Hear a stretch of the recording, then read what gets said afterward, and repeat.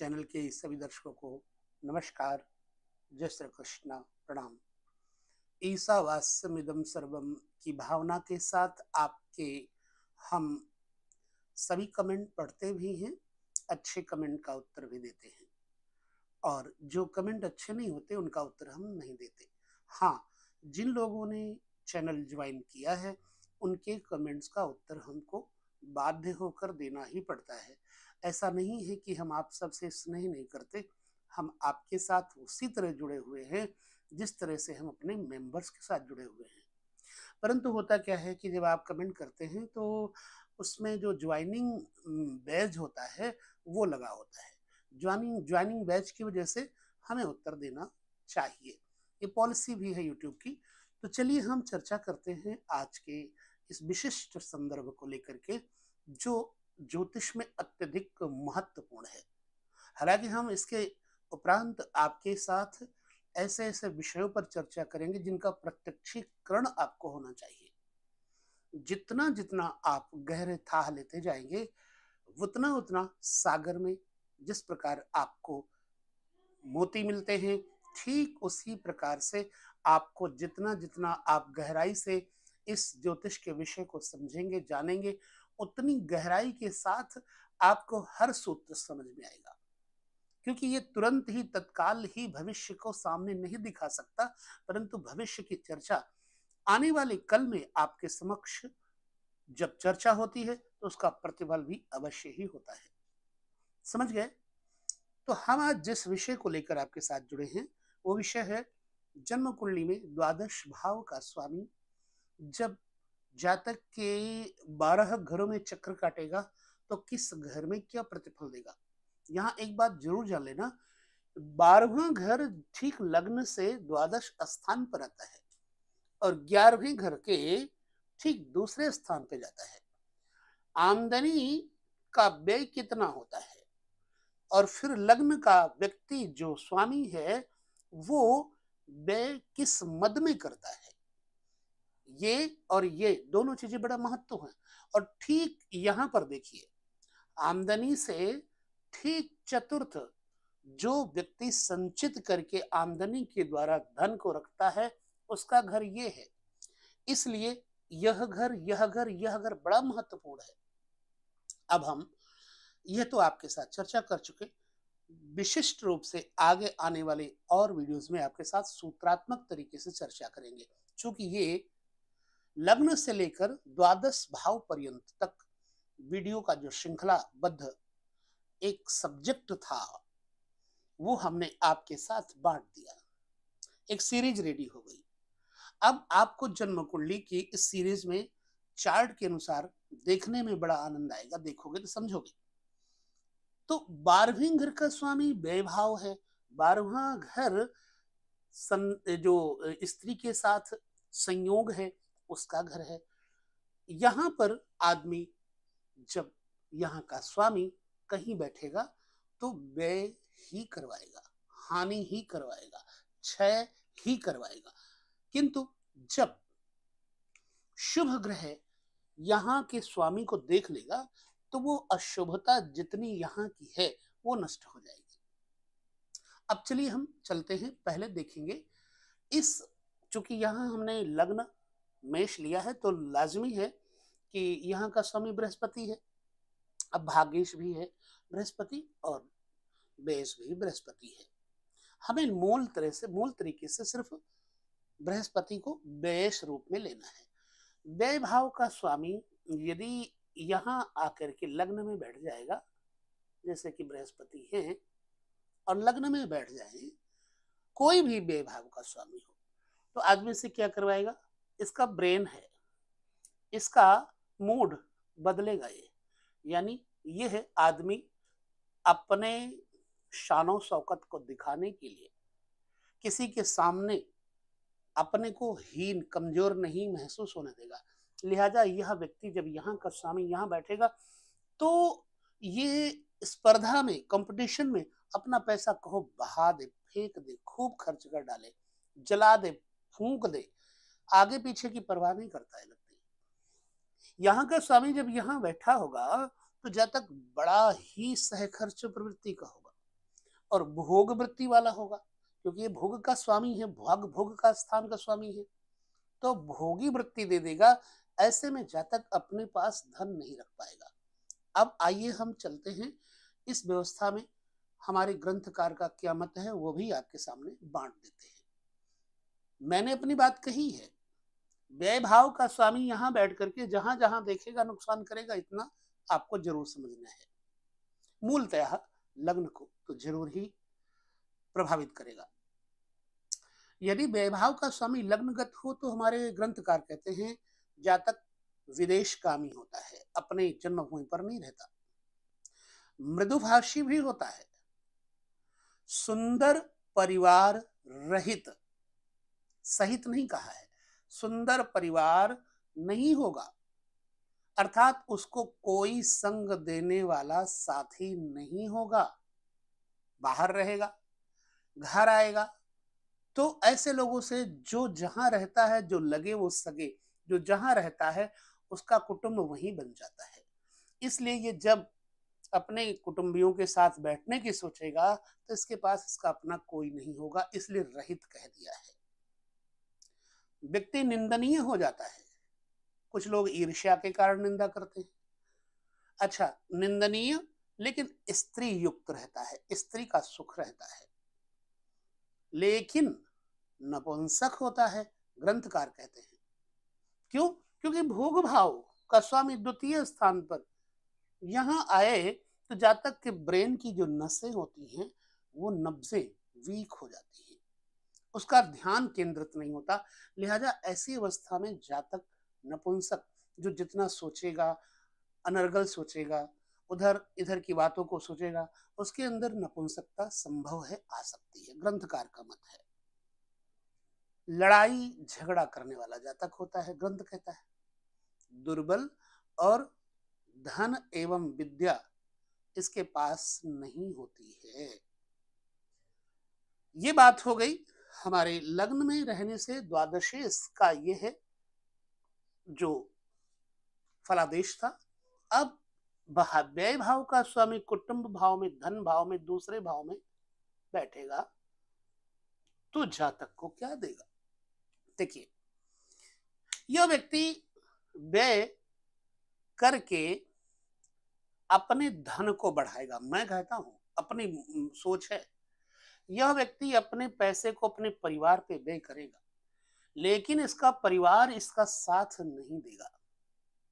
यह व्यक्ति अपने परिवार, अपने रिश्तेदार, कुटुंबियों पर व्यय करेगा, लेकिन पत्नी का सुख कम होगा, क्योंकि पत्नी की आयु को नुकसान करेगा द्वादशेश। द्वादश भाव पर बैठा, द्वादशेश यहां बैठा हुआ, थोड़ा बोल चाल की परिभाषा इसकी बदल जाती है, गंदी हो जाती है, डर्टी टॉकिंग करता है, बेशर्म हो जाता है। इसे कोई परवाह नहीं होती है कि मेरे सामने कौन बैठा है। ये मेरा विचार है, यदि इस पर कोई शुभ ग्रह की दृष्टि पड़ जाए तो बात भिन्न है, क्योंकि दूसरा वाणी का भाव है।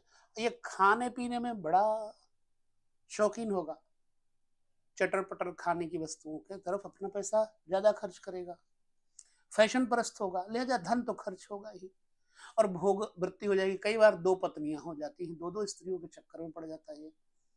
ये तो रही मेरी बात। अब ग्रंथ क्या कहता है? ग्रंथकार कहते हैं जातक कंजूस होगा, मैंने बोला खर्च करेगा। योग्य भाषी होगा, मैंने कहा गलत बोलेगा, डर्टी टॉकिंग होगी, लेकिन चतुर होगा। ऐसा वेद यानी कि जो हमारे ज्योतिषीय सूत्र है वो कहते हैं। शत्रु पर भारी पड़ेगा, शत्रुओं का विजेता होगा, देव भक्त होगा, धार्मिक और गुण संपन्न होगा। यदि द्वादशाधिपति मंगल हो जाए कहीं और दूसरे में बैठा, यहां तो मैंने बृहस्पति बिठाया है, जिन लोगों का द्वादशाधिपति मंगल होता है उनके बारे में कहते राजा एवं अग्नि से इस व्यक्ति का धन नष्ट होता है, अगर मंगल द्वादशेश यहां बैठा हो तो। और जातक चतुष्पदों के साथ कुकर्मी होता है। अब इसे समझिएगा, जैसे चौपाई, जातक स्त्री हो या पुरुष, ऐसा जातक पशुओं के साथ मैथुन क्रिया आदि में रत रहता है। कहने का भाव यह है, पशुवत मैथुन, इसीलिए कुकर्मी कहा गया है, अच्छे कर्म नहीं होंगे। आई थिंक, ऐसा मेरा विचार है कि नहीं होगा, परंतु यदि गलत ग्रह होगा तो कुकर्मी होगा, शुभ ग्रह होगा, शुभ ग्रह की दृष्टि होगी तो कुकर्मी नहीं होगा। अब यही द्वादश तृतीय घर में जाएगा, जब द्वादश भाव का स्वामी तृतीय घर में द्वादश से चतुर्थ स्थान पड़ता है। द्वादश भाव का सुख, खर्च का सुख किसमें है? दोस्तों में है। अपने पैसे का खर्च परिवार में करके ही आदमी सुख लेता है, इसलिए अगर इसने खर्चा नहीं किया तो इसको सुख नहीं मिलेगा। लिहाजा अगर ये व्यक्ति अपने परिवार पर, कुटुंबियों पर खर्च करेगा तो इस व्यक्ति से बराबर कोई सुखी नहीं होगा, ये मेरा मत है। अगर नहीं खर्चा किया तब यह व्यक्ति परिवार के लिए, परिवार वाले इसके लिए विरोधी हो जाएंगे, आई थिंक। अब यह व्यक्ति मीडिया, सोशल मीडिया और पत्रकारिता इत्यादि पर अपने को फोकस करवाने के लिए बहुत एक्टिव रहना चाहिए, आई थिंक। ग्रंथकार क्या कहते हैं? तृतीय स्थान गत हो तो जातक धनी होने पर भी कंजूस होता है। अगर एक कंजूस ना हो तो बढ़िया, मैं पहले कह चुका हूं। और अपने शरीर का पोषण करने वाला होता है, माने सिर्फ खुद ही खाएगा, पिएगा, मौज मस्ती करेगा, दूसरों को नहीं देगा, लिहाजा परेशान होगा। इसलिए ये उपाय भी समझ लेना कि आपको खर्च करना चाहिए। बंधुजनों से अनुरक्त होगा, यानी भाई बंधुओं से प्रेम करेगा, और उसको सहोदर भाई कम होते हैं, सगे भाई कम होते हैं, दूसरे चाचे ताए के बच्चे हो सकते हैं। लेकिन अगर पापक ग्रह हुआ तीसरे घर में द्वादशेश, तो भाई बंधु रहित होता है। संतान और स्त्री आदि से उसके विचार नहीं मिलते, अनबन रहती है, ऐसा हमारे ग्रंथकार कहते हैं। मैंने अपनी बात भी कह दी, ग्रंथ की बात भी आपके साथ बांट दी। अब आपके साथ क्या बीतती है, मेरी बात सही है या ग्रंथ की बात सही है, थोड़ा सा हमने प्रैक्टिकल किया है, उसके हिसाब से बताया, और ग्रंथ जो लिखता है उसकी बात बताया, थ्योरी क्या कहती है। चलिए, अब हम द्वादश भाव से पंचम स्थान चतुर्थ सुख स्थान, लग्न से चतुर्थ सुख स्थान होता है। जब किसी व्यक्ति का द्वादशेश पंचम बैठे तो मुझे लगता है इस व्यक्ति को अपनी माँ के साथ बहुत जुड़ के रहना चाहिए। अगर ये नहीं जुड़ के रहा और माँ की सेवा नहीं की तो इस जातक को पाप और दोष सब लगेगा। ऐसा जातक घुमक्कड़ प्रकृति का होगा, भ्रमणशील होगा, माँ के साथ लेकिन दुश्मनी करेगा अगर बुरा ग्रह हुआ तो। अच्छा है तो माँ के ऊपर खर्च करेगा, माँ की सेवा करेगा। ग्रंथकार क्या कहते हैं? चतुर्थ स्थान होने पर जातक कृपण होता है। कृपण का मतलब होता है कंजूस, दुखी होता है, स्वस्थ और दृढ़ संकल्पी होता है। एक ये पॉजिटिव बात कही है। और यह वाणिज्य एवं कृषि आदि, खेती बाड़ी से और बिजनेस से अपनी जीविका उपार्जित करता है। पुत्र के कारण ऐसे जातक की मृत्यु होती है। पुत्र से द्वादश स्थान और आपका द्वादश स्थान का स्वामी जब यहां होगा तो ऐसी संभावनाएं किसी कारणवश पुत्र के कारण बन जाती है, इससे मैं सहमत हूं।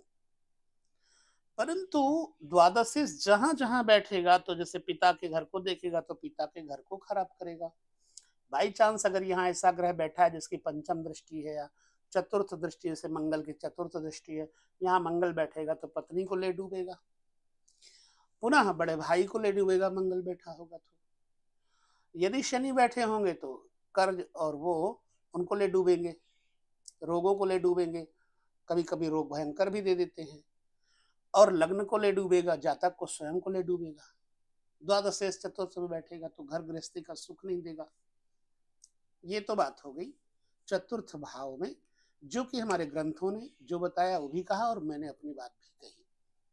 द्वादशेष पंचम भाव में, या जो स्थान है द्वादश से छठा स्थान है। मुझे लगता है इससे जातक को पुत्र से बड़ी घृणा होगी। मुझे लगता है ऐसे जातक को संतान से लगाव नहीं होगा, या संतान इससे लगाव नहीं करेगी।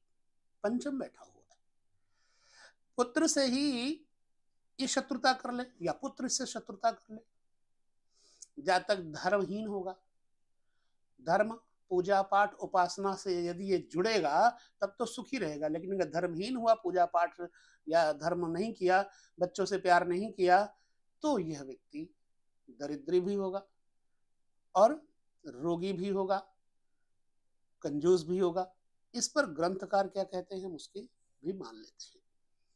पंचम स्थान गत अगर द्वादशेष हो तो जातक पुत्रवान होगा, पिता का भक्त होगा, लक्ष्मी और विलास विशिष्ट यानी संपत्ति इसके पास होगी, समर्थहीन सतपुत्रवान होता है, यानी पुत्र तो अच्छा होगा, मगर यह समर्थहीन की बात जो आई, अर्थात बच्चा समर्थहीन होगा, कुछ कर नहीं पाएगा।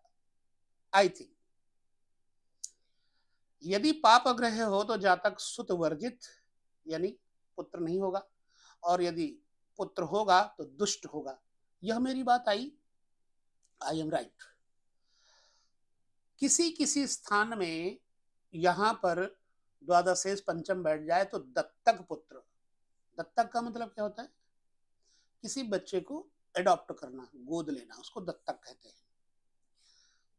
उसको पुत्र शोक भी होता है। द्वादशेष यहां आएगा तो शोक देगा।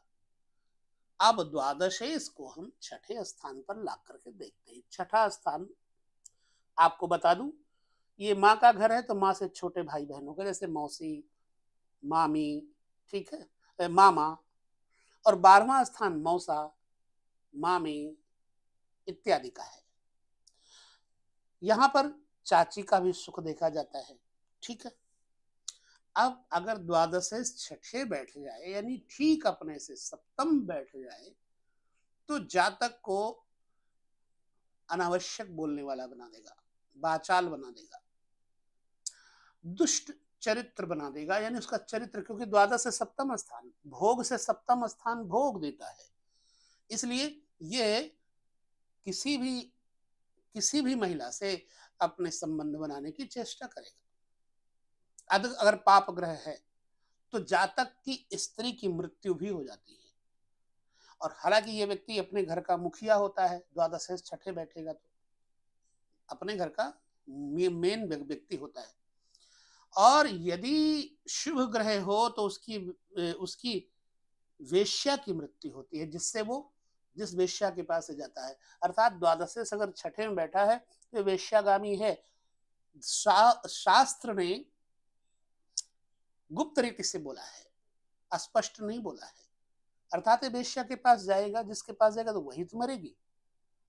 यदि बुरे ग्रह होंगे तो शुभ ग्रह होंगे तो पत्नी मरेगी। तो यवन जातक का मत है, यवन जातक जिन्होंने ग्रंथ लिखे भी हैं कि इस व्यक्ति को पाप ग्रह होने से वेश्या से धन की प्राप्ति होती है। मतांतर से ये भी पाया जाता है कि जातक दुर्बल, कफ रोग, पेट रोग इनसे पीड़ित, धन और विद्या इसके पास नहीं टिकेगी, ऐसा यवन जातक का मत है। फिलहाल मैं कहूं तो ये विशिष्ट रूप से भोग का भोग सप्तम स्थान होता है, इसलिए भोग विशेष रूप से इसके पीछे लगा रहेगा। अब हम द्वादशेष को, जो कि द्वादश से अष्टम स्थान, लग्न से सप्तम स्थान पड़ता है, ये जातक के जीवन साथी, स्त्री हो या पुरुष, जीवन साथी का घर होता है। द्वादशेष सप्तम बैठेगा तो इसका जीवन साथी सहखर्च होगा। अशुभ ग्रह होने पर जातक दुष्ट चरित्र की स्त्री या पुरुष वाला होगा। पुरुष है तो स्त्री और स्त्री है तो पुरुष वाला होगा। जातक का जो जीवन साथी होगा वो अनावश्यक व्यय करने के कारण ऋणी और रोगी भी होगा। जातक भोग बुद्धि वाला होने के कारण, क्योंकि सप्तम स्थान भोग स्थान है, अगर ये किसी के साथ बिजनेस करता है जातक पार्टनरशिप में, तो उस पार्टनरशिप को ले डूबेगा, पार्टनरशिप सेटल नहीं हो पाएगा। आइए हम लेते हैं मत शास्त्र का। शास्त्र का कथन है कि इस व्यक्ति को विशेष रूप से पर स्त्री से धन का लाभ होगा, अपनी स्त्री से ये ज्यादा अटैच्ड नहीं रहेगा, दूसरी स्त्री से अटैच्ड रहेगा। अपनी स्त्री दुख में कई बार शरीर से छुट्टी ले लेती है, यानी कि मृत्यु को प्राप्त हो जाती है। इसलिए द्वादश से अगर अष्टम अपने से अष्टम बैठेगा तो जातक के स्त्री को तो मारेगा ही, जिस स्त्री से ज्यादा लगाव रखेगा उसकी मृत्यु या उसको कष्ट निश्चित है। द्वादशेश अपने से नवम और लग्न से अष्टम में बैठे जब, अब द्वादशेश का भाग्य मृत्यु स्थान देखिए ध्यानपूर्वक, इस व्यक्ति का जब द्वादशेश अष्टम बैठेगा तो जातक का जो अपव्यय है, निरर्थक व्यय है, व्यर्थ का भोग है, उन सब को अष्टम स्थान नष्ट करेगा, लिहाजा शुभता देगा। मेरा ख्याल है कोई बुरा नहीं करेगा। लेकिन ग्रंथ क्या कहता है? ग्रंथ कहता है जातक दरिद्री होगा, कार्य सिद्ध नहीं होंगे, इसके हर कार्य में रुकावट होगी। इस जातक का बैर बुद्धि होने के कारण लगभग सबसे विरोध रहता है, और यह जातक विशेष रूप से शुभ ग्रह हो तो धन संग्रह में फिर कुशल बन जाएगा, प्रियभाषी होगा, सर्वगुण संपन्न और धार्मिक होगा, क्योंकि द्वादश से नवम स्थान अष्टम स्थान है तो धार्मिक भी होगा। इस बात से मैं सहमत हूं। यदि द्वादशेश नवम भाव में जाए तो, अब एक चीज बताऊं, यहां पर अगर है तो इस व्यक्ति को धर्म कर्म जरूर करना चाहिए, माता पिता गुरुजनों की सेवा जरूर करना चाहिए, अन्यथा द्वादशेश भाग्यहीनता दे देगा, कमर में चोट दे देगा, हर बने काम बिगड़ेंगे। माता पिता गुरुजन देवताओं का विरोधी अगर हुआ तो ये जातक कभी प्रफुल्लित नहीं होगा। पॉजिटिव वे से लीजिएगा, यहाँ का स्वामी यहाँ बैठेगा तो भाग्यहीनता देगा, लेकिन यदि जिन कारणों से भाग्य बनता है उन कारणों को न छोड़े, देव पूजा व्रत इत्यादि सेवा बड़ों की इत्यादि न छोड़े, तो इस व्यक्ति के बराबर कोई नहीं होगा। ये मेरा विचार है। अब शास्त्र क्या कहता है? नवम स्थानगत होने से जातक तीर्थ गमन से अपने खर्च को चलाए, तीर्थों में ले जा करके लोगों को घुमाए और उससे अपने खर्च को चलाए, पांडित्य या पंडागिरी करना। और इसके पास गाय भैंस इत्यादि का धन होता है, अगर पाप ग्रह हो तो उसकी धन संपत्ति का व्यर्थ का व्यय होता है, और संतान तथा स्त्री से इसकी सदैव अनबन रहती है। राइट, ठीक है। अब आपके अनुभव में जो आपके साथ बीत रहा हो तो वो भी हमें शेयर करिएगा। द्वादशेश यदि दसम स्थान पर आ जाए यहां लग्न से, इसका प्रतिफल क्या होगा? आई थिंक यहां आमदनी का घर है द्वादशेश का, 11वां, द्वादशेश से 11वें स्थान पर जब बेस बैठेगा तो व्यय करके ये व्यक्ति व्यापार करके खूब पैसा पहले खर्च करेगा, बाद में इसके पास पैसा आएगा, लॉटरी जुआ सट्टा इत्यादि में बहुत पैसा उड़ाएगा। पिता के साथ विचारधाराओं में अनबन रहेगी, अनभिन्नता रहेगी, कई बार पिता का सुख नहीं होता, व्यापार में भी इसको हानि होती है। अब ग्रंथ का मत ले लेते हैं। कहते हैं कि दसम स्थानगत होने से जातक पर स्त्री विमुख, ये अच्छी बात है, दूसरे की स्त्री से ये अलग रहता है, पवित्र देह का होता है, धन संचय करने वाला और पुत्रवान होता है, लेकिन उसकी माता कटु भाषणी होती, माँ की वाणी बड़ी कड़वी होती है, व्यापार और किसानी आदि से समय समय पर उसकी जीविका होती रहती है। समर्थन मेरा है, ठीक है। अब द्वादशेश अगर 11वें स्थान पर बैठे, आय आमदनी के स्थान पर बैठे जातक का, तो बड़े भाई बहनों के साथ अनबन या उनका सुख नहीं देगा, सुख नहीं दिलवाएगा, पैरों में दर्द होगी, जातक के पास धन संपत्ति टिकेगी नहीं, कमाए चाहे जितना, उसके पास अंत में जीरो हो जाता है। और यह व्यक्ति बड़ा कोमल होता है। आइए हम शास्त्र का मत लेते हैं। 11वें स्थान पर होने से जातक सुकुमार, राइट, दीर्घजीवी, बड़ी उम्र वाला, अपने स्थान में श्रेष्ठ अर्थात उच्च पदस्थ, दानी, सत्यभाषी और फेमस होता है।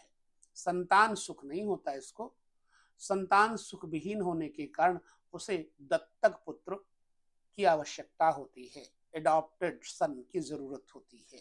ग्रंथ कहता है, कितना सही है कितना गलत है ये तो आप हमें बताएंगे अनुभव के द्वारा।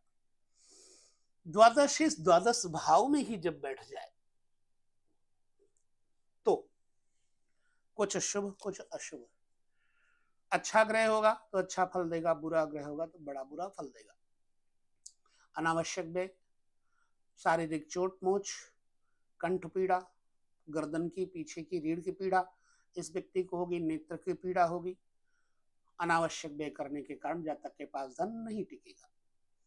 ग्रंथ का मत कहता है, द्वादश स्थानगत होने से जातक विभूति युक्त, शक्तियों से युक्त, कंजूस लेकिन बुद्धिमान होता है, सामाजिक, पशु संग्रहशील, गाय भैंस यदि पालता हो तो इसके पास, या कई बार लोग कुत्ते पालते हैं तो पशु संग्रहशील, इसके पास भूमि संपत्ति विशेष रूप से होती है, दीर्घजीवी होता है।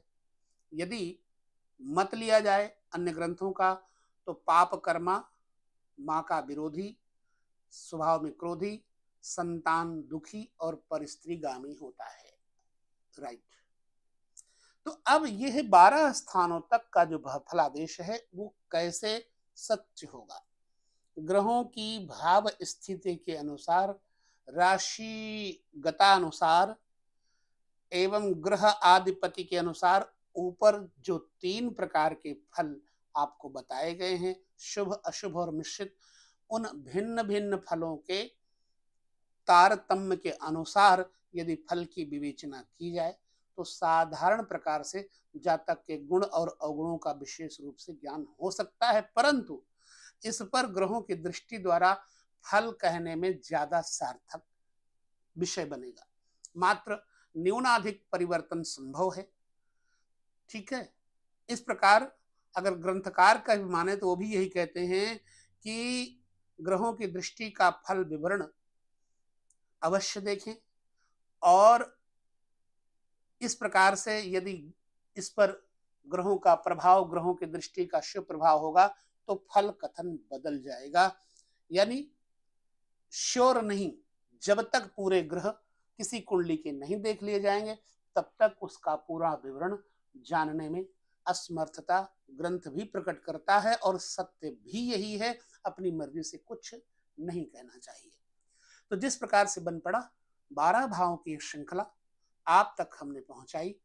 जिन लोगों को और वीडियोस में देखने होंगे चार्ट के अनुसार वो जरूर देखें। अगले श्रृंखला को हम आप लोगों के अनुसार भी कुछ चयन करेंगे कि आप क्या कहते हैं, आपकी राय क्या है, उसके अनुसार हम आपको अगले श्रृंखलाएं देंगे, सीरीज देंगे। तो आज हम यहाँ लेते हैं विदा। आप सभी लोग एंजॉय करिए, यानी कि ज्योतिष को अच्छे से पढ़िए, देखिए, खूब वीडियो देखिए और खूब पढ़िए, कहीं गलती ना हो जाए, और खूब साधना करिए, ध्यान करिए, मंत्र जप की शक्ति से आपके अंदर की वाणी स्पष्ट उच्चारित होगी, जो बोलेगी वो वाणी सत्य होगा।